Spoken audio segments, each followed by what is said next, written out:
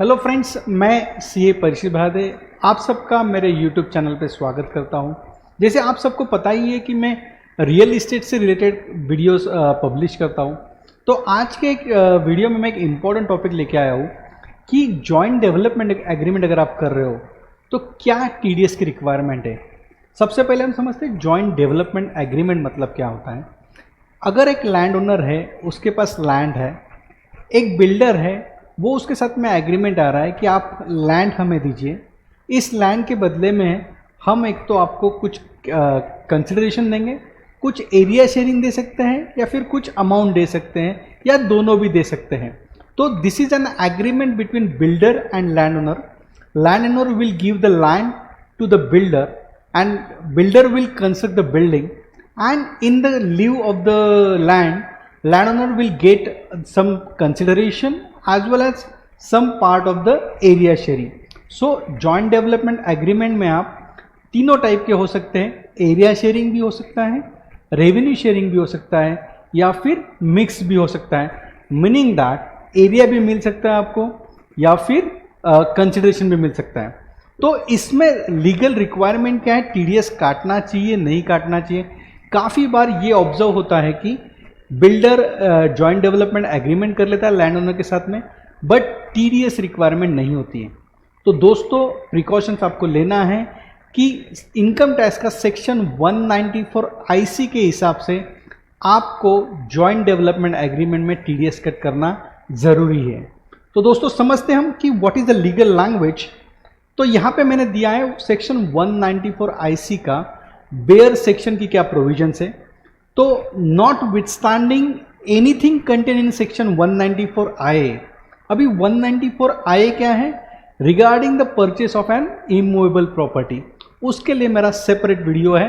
But notwithstanding anything contain in section 194 I, any person responsible for paying to a resident, meaning that यहाँ पे land owner क्या होना चाहिए, resident होना चाहिए, by way of consideration not being consideration in kind।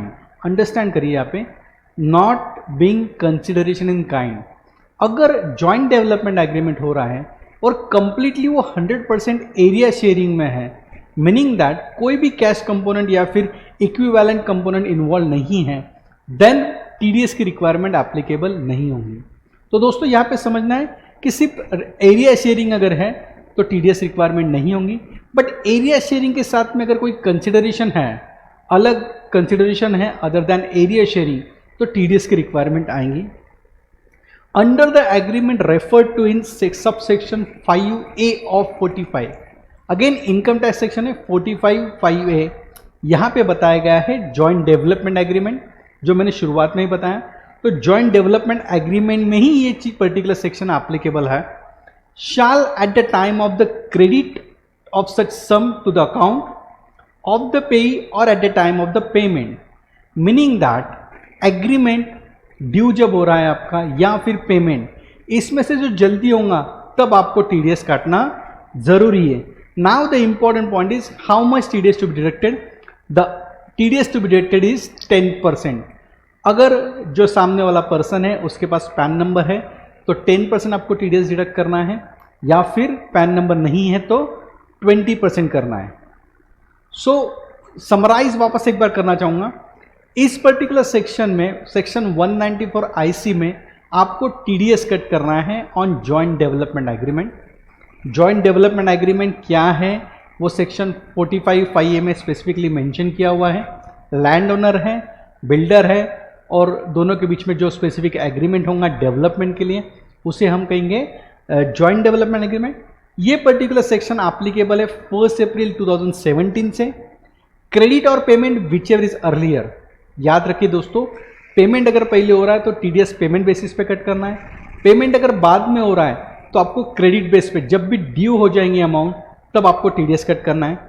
Important is if the consideration is in kind then no TDS to be deducted, meaning that अगर joint development agreement में सिर्फ area sharing अगर mention किया हुआ है तो TDS काटने की ज़रूरत नहीं है।